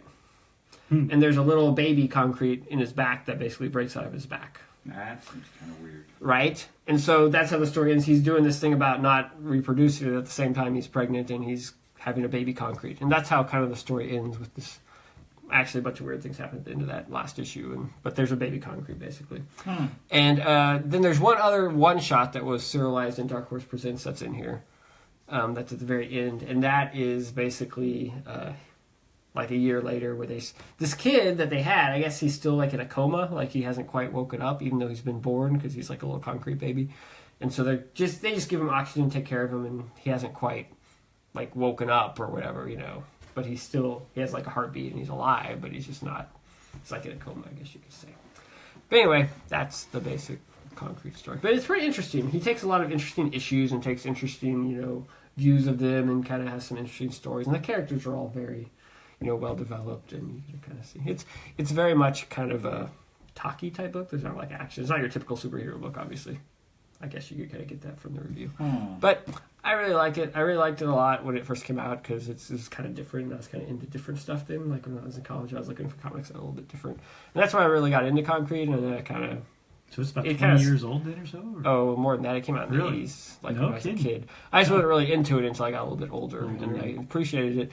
And then, it kind of hasn't really come out very consistently since then. I think there's just been that one series that I haven't read in the past 10 or 15 years. So, anyway, Concrete, it's good if you're looking for something superhero-ish, but it's like very, very different and a little more kind of intellectual, you might say, or a little more... not your typical superhero book. And all the Concrete's classics here, Concrete, Infinity Gauntlet, yes, and the me classics. with my divided states of Mysterio. Punisher, though, Punisher, talking about Vietnam. I think you're up, Don. All right. Kill or be killed. I read like a year's worth of Kill or Be Killed. I love that book. Sweet. I read 6 through 14. Oh, so you're all caught up? I don't even think I have 14. Yeah, I'm all caught up. I think Oh, you might be I ahead can of me. spoil stuff for you. Don't. If I can Kill or remember Be what I Killed. read. Isn't it interesting how the covers look very similar? Oh man, the last 3 look exactly Like the last exactly 4 the look same. exactly the same. Just him. It is. Yeah. Isn't it nice that they finally came full circle to the very beginning, though? Yeah, but I don't remember the beginning. But Well. apparently they did come full circle. Apparently they did. Ed What do you think of Brubaker. Kill or Be Killed? I love Ed Brubaker and Sean Sean Phillips. Phillips. It's good. I like it. I don't know that I would have retained what I retained if I read it from number 1 all the way to 13 where they come full circle, because it seems... I like it because he is really, like... The Main character? The best part about that book, I think, is the main character, how he narrates the book. Yeah, and like it's really talks to well you. developed. Like you, And he's like, well, you probably don't even remember about this, but now we're full circle back to where we were at the beginning. you didn't think we'd ever get here, You did didn't you? think we'd ever get here. And then there's another part in there, I was trying to remember, where he says something about, yeah, this guy says this, he's like, or it was something, and he's like, you should remember this because we're going to talk about it later. And then like 4 issues later or 5 issues later, they're like, oh, remember when I told you about this? He's like, well, no, this is when we're going to talk about it. You probably don't remember that we talked about this or whatever. But, I mean, it's written really well. I love Sean Phillips' artwork. So it's basically, I guess he reviewed it last podcast just because, and that's kind of why I read it, to get caught up. But so there's this guy and he gets sick, right? The Yeah. main character, and so like this demon comes to him and says, you have to kill somebody every month or Or you're you'll gonna die. or you're gonna die. And so he I plays thought you along. said play the best song in the world, or And so I will take your soul, or something. This is the greatest song in the world. Or whatever. Sorry, Where's that I from? derailed it. Huh? What's that from? It's God, Jack Black. It's Tenacious D tribute. Oh, okay. Tenacious So- D. Yeah, the I greatest saw song that in the movie world. once. Well, they had an album. Well, they had an album. They had an album. I think they had a TV show too. Sorry. didn't They probably had something. They did. They had some stuff. Stuff. So. Anyway. Sorry, derailed that. Anyway, he kind of gave the premise. So you're away, talking but- about this shiny demon that came out, and Yes. And he plays a guitar. they? He does not play a guitar. But, This is not that book. the Um, art is really good. This Oh, is yeah. not the greatest song in the world. These two collaborated though on something else. Yeah, too. they did they've done Fatal. everything. They did Criminal. Fattel and Criminal. I've read both those. Yeah. Okay. And they did, What was that one with the superhero? yeah, like a long. Yeah, but I never read that. Oh, that stuff's great. It's like Yeah. Incognito. This is one Yeah, you might have it's to let me probably- borrow whenever They Like, did. get to a Didn't they do finishing the thing type for Vertigo? The Sleeper. Didn't they do Sleeper too? Yeah, that's what I was thinking of. Oh Sleeper. my god, I love Yeah, Sleeper. Sleeper. Anyway, Yeah, they've been Sorry. working together for like 20 years. yeah, Yeah, that's fine. yeah. So he he does it, and then he feels fine, and then he finds out the, I guess, kind of the twist or whatever. I mean, he finds out that he knew, but like his dad was an artist like back in the day, and he killed himself, right? Yeah. His dad killed himself, but the girl that he's dating, they go over to their house, his mom's house, and he finds all these old drawings from his dad, and his girlfriend like works in an art gallery. But anyway, his dad had drawn this demon in the demon that he's seen like in these pictures, these paintings. There's a whole series of these There's a paintings whole his dad series did of of these the paintings same that his demon. dad did of the same demon that's visiting him now. And so he's kind of on like medication, and so he thinks that like maybe he's going a little cuckoo and seeing this demon. So he's like, I'm not gonna kill anybody anymore because that was just this crazy hallucination I was having. So he like stops killing people, right? Yeah. And then he gets sick. And he gets sick again. He gets sick again, so he's like, well, maybe I should go kill people. So then he starts targeting, well, he's intertwined always the whole been- time. He's the Russian mob. And so he actually, I thought that was great, how he's just like, Taking down the Russian mob. yeah, and he's like, well, how's one guy like me going to do this? Like because he just has like a hoodie. hoodie with like a I love red, his costume. Like that. with a red Yeah. mask and a shotgun, and that's like him, like one guy. He's like, how do I take down the Russian mob? And then there's like this whole one issue where he goes and like stakes out, like he finds like a money guy, and then follows him, and then ends up taking him out to like the main mob boss's guy or whatever, like mansion. And he figures out like how many people, and then he sets up this plan where he kind of draws them away, which it's freaking brilliant. And then like he gets into the mansion, and he's like, the whole time the narration is just awesome because he's like, well, how do you think I would get into this house? He's like, you'd think a big mob guy would like set his alarm. Nope. He doesn't because he feels comfortable, and he leaves the windows open. He just waltzes in there. And it's really good. Well, what I love about it is he's like, well, I'm just like a kind of a nervous, like kind of dorky guy. It's like, how would I, kill people or become this vigilante? Well, after you kill a couple people, you kind of get over Right. it, and then you don't get scared anymore. Yeah, It's exactly. and so He's he like- really sells it. You know what I mean? Yeah. He really sells it with the narration, I think. Yeah, and It's like- there's one scene in there where it's where he kidnaps the Russian money guy, and he's trying to find out like who he works for, like the names or places or whatever. So he kidnaps him and takes him down into like this parking garage, like in the middle of nowhere. Like he staked it out, and he's like, there's no cameras, there's nothing down there. And so he's like in the back seat with a gun to his head, and he's like, tell me what I want to know. And the guy's like, I'm not going to tell you what I know because then you're going to kill me. And he's like, I'm not going to kill you. He's like, I'm not going to kill you. He's like, why would I kill you? He's like, if I let you go, if they find out that I kidnapped you and I let you go, they're gonna make it worse on you than I ever would. He's like, so why would I kill you? And so then, it's kind of a spoiler. So then the guy like spills his guts, and then he just blows his head off. He's like, I think he even says something like, I wasn't even really planning to kill him, but then he's got a dead body in a car, like in a parking garage. He just pulls out like a tarp, like you cover up a car, just throws it over this car, and just walks away. Brilliant. I'm a little worried Aaron Brubaker has thought all these things out to this extent. I know, right? But I'm like, eventually it would probably smell, and people would wonder why that car's there. But I mean, in the short term, 3 months. But I love that scene because he's like, I'm not going to kill you.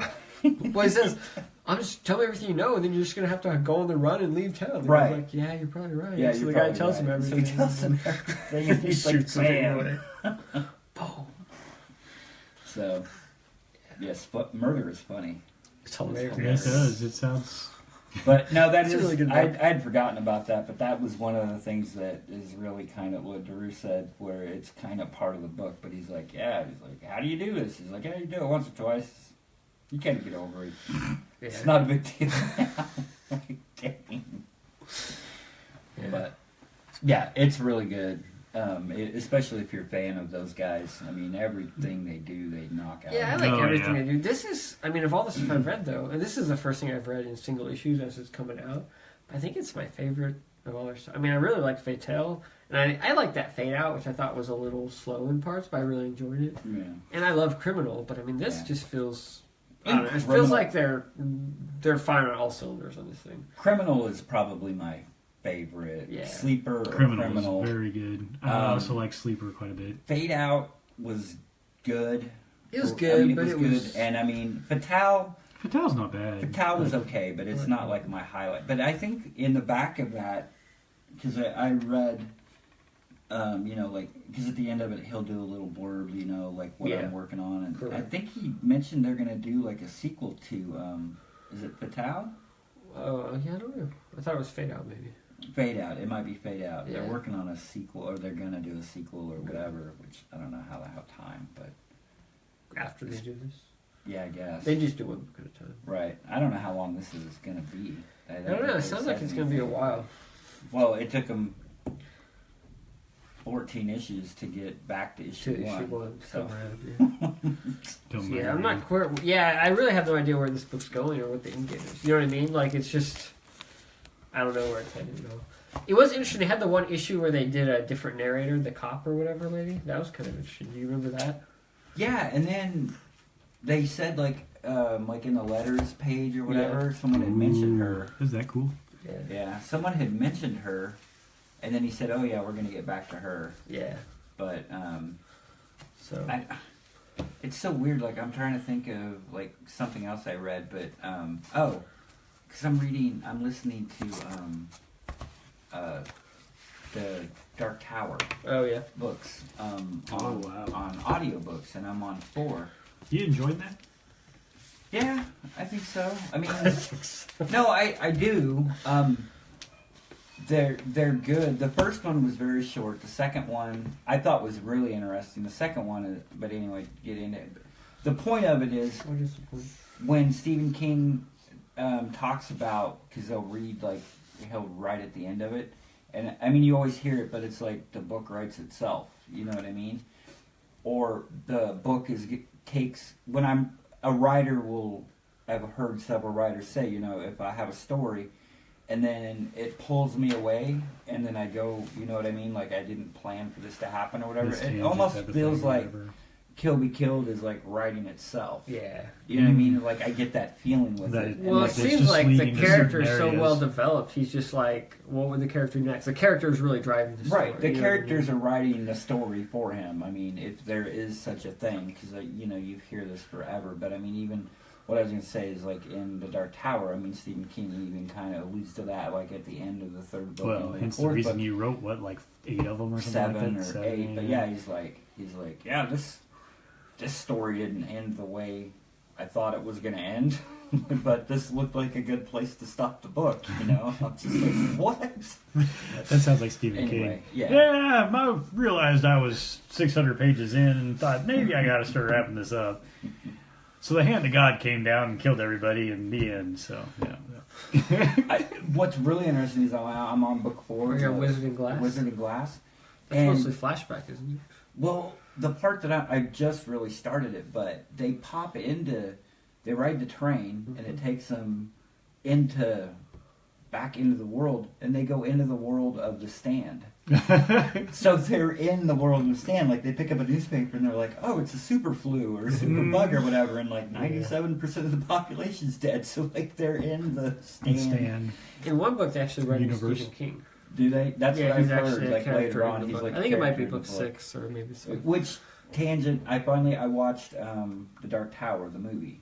Yeah. Yeah, the Um, Dark Tower movie tries to include some of that stuff too. Well, like a universe from what I in a understand, way. it encompasses everything. Not to mention that it's talking about the shine, for one Yeah. thing, like shining, and then you have Right. like a part where they go through and he sees like a destroyed carnival type thing, and it says Pennywise, at the top, Okay. and things like that. So. I wasn't a huge fan of the movie of The Dark Tower. It I just would, seemed especially if very- you're listening to the audiobook. I mean, Well- there was nothing necessarily wrong with that movie, except for the fact that you had a feeling that like you're getting like a Cliff Notes version of something. Yeah. Yeah. Is really what you feel. And I mean, to me, it just didn't even feel like it was just like it was okay, but there Yeah. wasn't a whole lot of substance. That's there. exactly right. It was I mean, like, it's a boom, popcorn boom, flick, boom. type thing. That And they done. tried to almost make it sell like it was something more, but yet there is no substance there. It's just Yeah. real, very cookie cutter, boom, boom, boom. Yeah. You kind of know where it's going, whatever. And the it heck was else. funny because, like, as just recently, like, in the middle of reading the books, there were parts where you could tell that they were trying to. If you'd read the books, there were tiny little snippets that you'd go, "Oh yeah, I remember that," Yeah. or "Oh yeah, that happened." Try to do a little nod to the books Yeah. in some way. So anyway, sorry to get off on a huge tangent. No, that's okay. It was my fault. You No, it's mentioned not it. your and, fault. It's No, it's not your fault. It's my And, I fault. don't know ask how a Don question. turned Killer be filled in the Dark Tower, but that's cool. Yeah. Only Don. Someone's listening. I don't know who they are. That's weird. Yay! I read High Moon, Holy which comes cow! with Look this at that cool cover. slipcase. Yep. See, it's like a slipcase. Slips Wow. on. Dude, is that what a slipcase is? See, it slips on. Hey, we learned something. But They, this they is named it very well. this is by David Gallagher and Steve Ellis, who were both at Air Capital. I was gonna say Comic-Con. Steve Ellis. I think got some art from him. He did. This is like a Western meets werewolves type of thing, which High Moon, perfect title for such a book.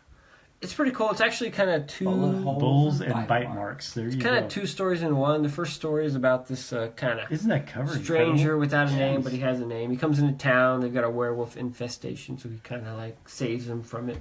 But in the end of the book, into the story, spoiler alert, someone else takes over his role for like the second book. So it kind of does that kind of a deal.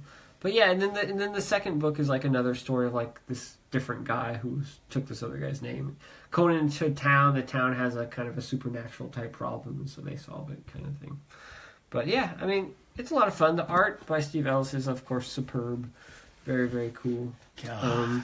It's almost got It's got a painterly look to it. Yeah, I was gonna say It's very paint. It's almost got a. It's funny because the only Who's the living Nocturnals guy? Brereton. oh Burton, yeah, there's a little Almost bit of kinda has Burton. A little Brereton feel to it. It does, with just- the painting and the colors. Yeah, I agree. Because it's all very orangish, it's got kind of that whole Right. kind of tone to it. And, it's very different from Only Living Boy, because that's more of a traditional comic booky type work, where this feels a little more painterly, a little more tonal, very Brereton almost, that kind of thing. But yeah, it's really Not cool. to take anything away from Alice, it's just Oh, I took it as a compliment. I mean, it's just got a different feel to it. But yeah, it's cool. I really liked it. It was a lot of fun. I wish I don't know if didn't have a lot of focus, but I had a little trouble in parts following all the characters in the stories because there's he tries to do a lot of twists and stuff. Like, ooh, this character who you thought was good turns out to have like a hidden agenda type of thing. But, I was having a little trouble they're maybe also focusing.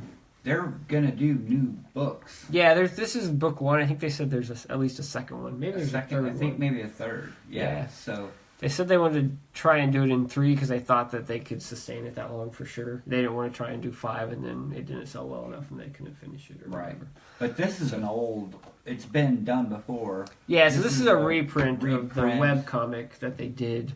It was through Zuda, which was a DC Comics like thing that it originally came out through. And so then they stopped doing that because they stopped Zuda and they did Only Living Boy for like 3 or 4 years. Mhm. And now they finished that. They came back to High Moon. They reprinted this, and now they're doing new stuff. Yeah. So, I actually have the well, aren't you fancy pants? original. I have What?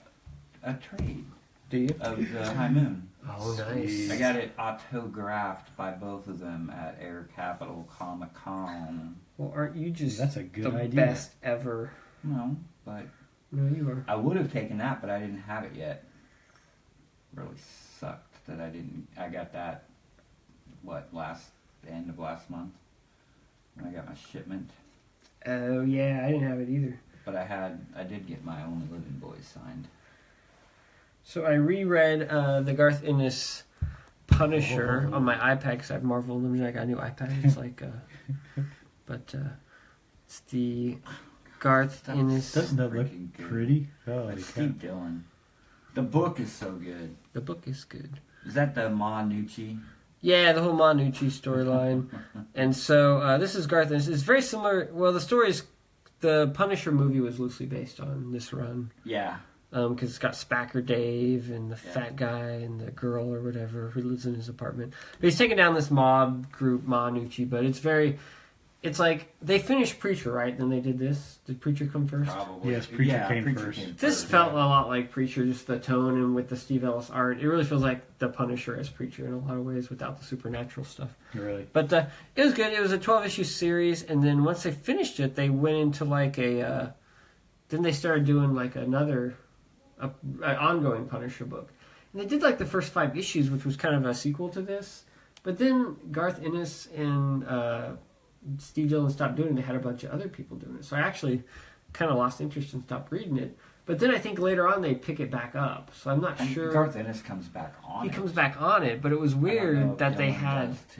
I think he does too, but it was weird how they had a few issues where they weren't. I thought Garth Ennis wrote that thing forever. Yeah, but there's a run in there after the initial run of the ongoing where he didn't write it. So I thought that was a little weird. But doesn't sound right to me. But well, that's what it is. Okay. It's reality, whether you want to believe it or not. And then I read. Did you ever read the Iron Fist that Kari Andrews did? No, I want to. Is it good? It was pretty good. Did you really? No. But yeah, it was pretty good. I read that whole thing. It's only like 12 issues. Yeah. It had some really cool... I was waiting. I didn't buy it in single issues. So I was waiting for them to come out in a hardcover. Well, I think they came out with, like, trades. And then they came out with, like, one big trade, but they never put it in a hardcover. It was just, like, trades. So yeah. I'm thinking about breaking down and buying the big trade, like the 12 trade, issues, just to like read it. But I really wish they would have done a hard. It seems to me like they did a hardcover maybe on the first 6, and then they didn't on the second 6. That's really weird. I don't know. It's very weird. So this is basically it's an Iron Fist story. Kari Andrews, he's kind of an interesting guy. He's not my favorite artist, but he said he really swung for the fences on this. And the story isn't perfect. Like, it's got some parts that are a little, slow, and I wish he would have picked up a little bit. But it's really cool. He does, like, a little essay in the first one, and he says he remembers picking up, like, a Steranko issue of, like, Nick Fury, Agent of S.H.I.E.L.D., and he said it was so cool how Steranko did, like, everything in that book. Like, he wrote it, he drew it, he colored it, he did, like, everything. And he's like, there's something to be said for that kind of, a creator doing everything on a book. And so that's kind of what he did on here. I mean, he was a writer and artist. The only thing that he had somebody else do was the lettering. Yeah. I mean, he colored it and everything. And so it really is his complete vision. It's got a very cool aesthetic that he controls throughout the whole 12 issues. And it's pretty, I mean, like I say, it's not perfect, but it's got some really cool sequences. And you can tell that he's really put his heart and soul into trying to, make this book something special, I guess you could say. Kari Andrews. So, yeah. That new book that he's doing right now, that Renato Jones. I didn't actually pick that up. That book is insane. It is really good. I need to get caught up on it. But yeah, there's one sequence in here. Oh yeah, here it is. So these are like double page spreads, right? So you got this, then he starts punching, and then there's this, it's double page spread. So this is like 2 pages, right? It's like one continuous 6-page spread of him like punching through this dude. It's like awesome. Wow. And I mean, so it's stuff like that. He really tried to put the design and the artist and everything. Who the hell does he think he is, Jim Lee? Exactly. But I don't know, it's just really cool. It's really well done. It's very interesting. It kind of reminds me like almost like Frank Miller's Daredevil run a little bit, because it's got like ninjas and it's kind of very, and it goes all the way back to Iron Fist's like past, and it kind of his past comes back to haunt him kind of thing. So it's kind of a very... So it's good. I should pick it up. Yeah, it's definitely worth reading. Like I said, it's not perfect. It's not like I read it and said, wow, this is the greatest thing I ever read. Right. But I mean, it was really interesting. It was really well done. I have a lot of respect for the work, even though I don't know that the work was perfect, if you could say that. You know what I mean? So it was worth checking out. So yeah, I like Kari Andrews. There's a show on AMC. It's the Robert Kirkman's Secret History of Image Comics or of comics. Of comics. Have you watched any of them? I have not. I don't watch that. I have not. I watched a few episodes of it, and they did one on like 9/11, the comics in New York City about how. But anyway, I think Is it a secret history for people who don't know anything about comics? actually Did you learn anything? Because I feel like I already know everything. I watched a Wonder Woman. They did a Wonder Woman episode. Yeah. And like I sort of know, like I knew the basics about that weird guy who's into bondage. Moulton was into bondage, and he created the lie detector and Yeah. a lot of. But I didn't know like the detailed stuff. And they like, I mean, not that it, but like anyway. I did learn some stuff about that. The other one that I watched was the Jerry Siegel and Joe Shuster, the Superman episode, like Secret History of Superman. Like I knew most of that, but I didn't know like all the detail. Gotcha. Like they go into more detail. Quick shout out! Tom Scioli is putting on Instagram. He's serializing the Jack Kirby biography that he's writing and drawing. It's really cool. Yeah, you should check it out.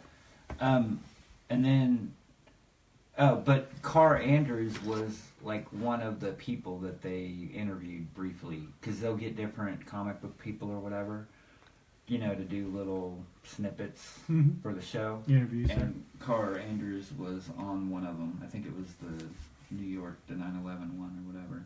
Cool. But I think the last one, I haven't watched it yet, but it's the Secret History of Image comics. Oh, okay. I think I That's can't wait to see that. Because I think, like I said, I think we'll know most of that information. Well, yeah, I think we will too. But I mean, it's still interesting to watch. The whole history of Image is just so cool and fascinating. Yeah, it is fascinating. And I think anytime somebody talks about it, you learn another story. Like I always. Well, like that article I different. texted you, it's Right. like I never heard that part exactly that way.